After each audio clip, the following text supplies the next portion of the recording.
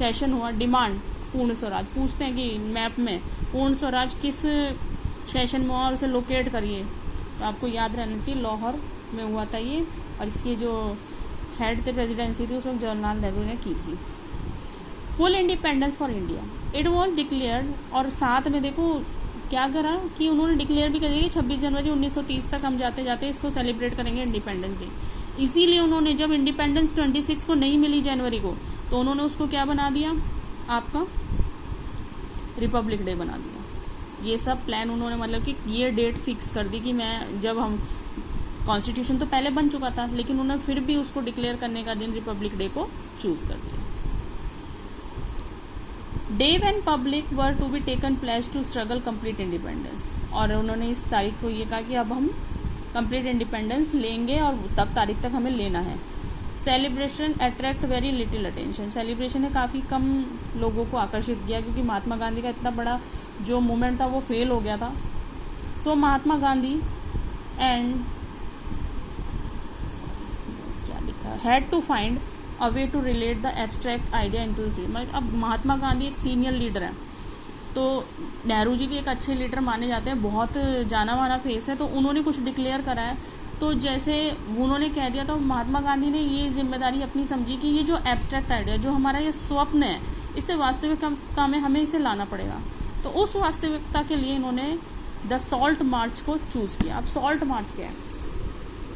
Salt एक ऐसा issue है जिसमें गरीब अमीर का कोई भी नहीं है, और सॉल्ट पे बहुत अच्छा टैक्स कमाती थी ब्रिटिश गवर्नमेंट, जिसको गांधी जी कहते थे कि ये एक नेचुरल थिंग है और ये आसानी से इतने पैसा खर्च नहीं होता, इससे कॉमन आप इतना टैक्स लेते हो, आप इस टैक्स को ख़त्म करो।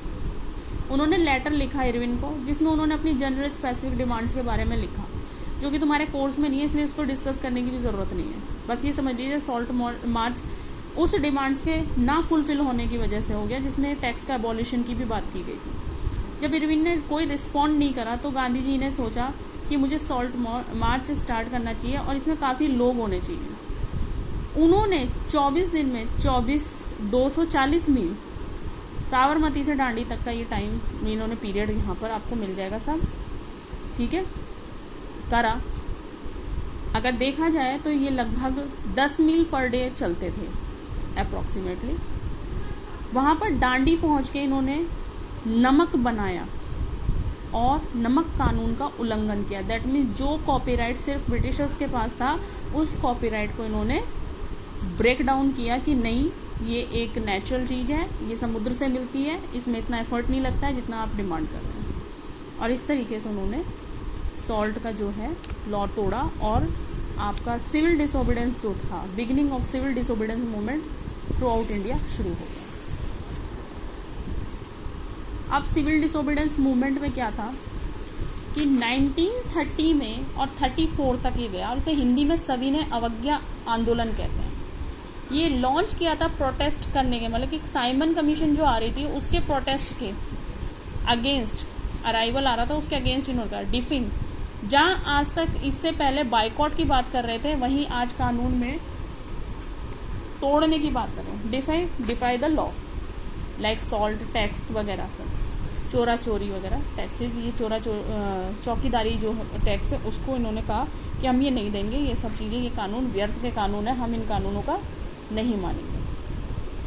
कंप्लीट इंडिपेंडेंस और पूर्ण स्वराज इसका फंडा, मतलब कि मेन ऑब्जेक्टिव था जो फुलफिल करना है इसके थ्रू। As is not happened in this, पर इसमें Dalit, Muslim, industries worker and businessman, इन लोगों ने पार्ट नहीं लिया, बल्कि आप देखेंगे कि इसमें विमेन ने ज़्यादा पार्ट लिया, महिलाओं का बहुत अच्छा इसमें इन्होंने पार्टिसिपेशन लिया। अब आप एक तरफ सोचेंगे कि इसमें आगे अभी हम पढ़ाएंगे कि पार्टिसिपेशन क्यों लिया, बिकॉज जो जिन उम्मीदों की वजह से उन्होंने ब्रिटिशर्स से पंगे ले लिए थे, उनके खिलाफ हो गए थे, वो अचानक से गांधी जी ने जब वो मूवमेंट वापस लिया, नॉन कॉपरेशन मूवमेंट वापस लिया, तो वो एक तरीके से ऐसा कि हमारा पागल बना दिया, हमने इतना पंगा ले लिया, तो लोगों का कहीं ना कहीं फेथ डगमगा गया था। बट विमेन्स जो थी वो बहुत पेशेंस वाली होती हैं, उन्होंने कहीं ना कहीं गांधी जी पे बहुत रिलाय किया और इसमें पार्ट लिया। Civil disobedience movement during the first world war. Indian merchant, इन्होंने शुरुआत में ही मैंने आपको बताया, इंडियन मर्चेंट ने सोचा कि करेंसी में कुछ जो अब करेंसी वाला किस्सा ऐसा है कि मेरे देश की करेंसी $1 कुछ रुपए का होता है, क्यों नहीं $1 और $1 बराबर होता है। इस डिफरेंस को कम करने के लिए बात करी उन्होंने, बट वो नहीं हो पाया क्योंकि पूरा मूवमेंट ही खत्म हो गया। वहीं किसान भी दुखी थे कि भाई हमारे रेवेन्यू वगैरह नहीं। तो ये सारा आप जब पढ़ोगे तो इसमें उनकी जो उम्मीदें खत्म हुई थी वो उम्मीदों के बारे में बताएंगे कि उन्होंने क्यों नॉन कॉपरेशन मूवमेंट की तरह सिविल डिसोबीडेंस में पार्ट नहीं लिया। लिमिट्स जो थी सिविल डिसोबीडेंस मूवमेंट की, कुछ लिमिट्स भी इसमें बताई गई हैं कि क्या है क्या नहीं है, तो मैं आपको समझाने की कोशिश करूंगी। कुछ चीज़ें मैं वर्बली बोल रही हूँ, उनको समझने की कोशिश कीजिए जो इस पैसेज में पूरी हैं। Rich peasant reduce in revenue that was not fulfil at that time, that is why they don't rely on this type of movement. Poor peasant, no rent was the motive of participating in non-cooperation movement which was not fulfilled, that is why they do not rely. Big business person, protection against the import of the foreign good. A rupee sterling foreign exchange, as I told you, why is not 1 rupee is equal to the $1?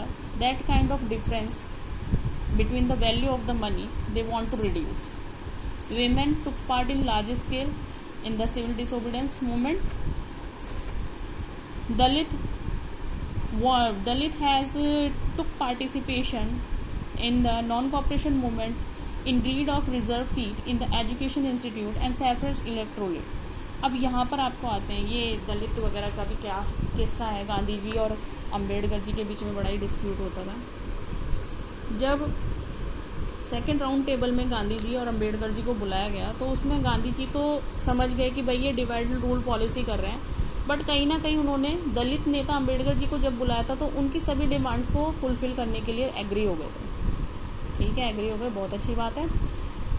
But Gandhi ji इस चीज़ से नाराज़ हो गए। भाई second round table में B are Ambedkar को इन्होंने कहीं ना कहीं अंबेडकर और गांधी जी के बीच में डिमांड को लेकर क्लैश हुआ, बट ब्रिटिशर एग्री हो गए। वो समझ गए कि हमने एक को तो कर लिया सेटिस्फाइड, तो एक तो मन तो जैसे ही भारत आते हैं गांधी जी बैठ जाते हैं धरने पे कि भाई मैं खाऊंगा नहीं पीऊंगा नहीं, अनशन छोड़ देते हैं। फिर उन दोनों के बीच में पूना पैक्ट होता है, आप यहाँ पढ़ेंगे इसमें सिविल डिसोबीडेंस मूवमेंट के बाद यहाँ आपको पूना पैक्ट भी देखने को मिलेगा। पूना पैक्ट होता है और पूना पैक्ट में बी आर अम्बेडकर और गांधी जी के बीच में एक बात तय होती है। ये बातों को ध्यान से सुने, जो रिजर्वेशन के सख्त खिलाफ है उनके लिए सुनना बहुत जरूरी है। बी आर अम्बेडकर ने रिजर्व सीट इन प्रोविंशियल मांगी थी और सेंट्रल लेजिस्लेटिव, मतलब कि स्टेट गवर्नमेंट और सेंट्रल गवर्नमेंट दोनों में ही सीट रिजर्व रहेगी दलित के लिए। उन्होंने जितनी मांगी थी उससे ज़्यादा परसेंटेज गांधी जी ने एग्री करी कि नहीं इतनी होनी चाहिए, बट उन्होंने कहा कि unity of country is not the matter of this type of issue, कि हम उसको पुट नहीं कर सकते एज अ रिस्क कि हम यूनाइट नहीं है। तो उन्होंने बोला कि जो आप सेपरेट इलेक्ट्रोल का मतलब बेटा होता है एक अलग ही राज्य और देश मांगना। उन्होंने बोला ये सही नहीं है, आप जनरल इलेक्शन करिए, आप में सीट रिजर्व होगी कि इस पर्टिकुलर एरिया से ऐसी कैंडिडेट खड़े होंगे, बट उसे जो वोट करेगा वो हर कोई करेगा। That means acceptance bye all. बात सीट लेने की नहीं हो रही है। गांधी जी का कहने का मतलब था बात सिर्फ सीट को गेन करना नहीं है, जीतना नहीं है, बात है मान सम्मान की। सबकी तरफ से सम्मान भी मिलना जरूरी है कि हमने ही चुना है ये नेता, वो इस चीज को मानते थे। मोहम्मद अली जिन्ना, उन्होंने भी इसी तरीके से की। तो मोहम्मद अली जिन्ना के बारे में तो क्योंकि काफ़ी रूड और काफ़ी आर्ग्यूइंग नेता थे, वो मुस्लिम पॉपुलेशन वाले रीजन में वो चाहते थे कि इस नॉमिनेशन मतलब वोट भी मुस्लिम करेगा, नेता भी मुस्लिम रहेगा और वहाँ कोई हिंदू नहीं होगा। तो इस तरीके की उनकी भावनाएं थी। इस चीज़ के भी अगेंस्ट गांधी जी चले गए और काफ़ी सारे नेताओं ने उन्हें, आप रीड आउट करोगे तो आपको देखने को मिलेगा कि काफ़ी सारे नेताओं ने उनको अपोज किया। यहाँ पढ़ेंगे ना आप तो आपको देखने को मिलेगा कि negotiation question represent issue hope resolving the issue all parties conference MR Jayakar of Hindu Mahasabha strongly oppose the effort of compromise. किसके बीच में कॉम्प्रोमाइज़ की? मुस्लिम लीग और इस जब रीडिंग करोगे तो बड़े अच्छे से पता चलेगा। This is all the lesson. I will give you the next video on next class.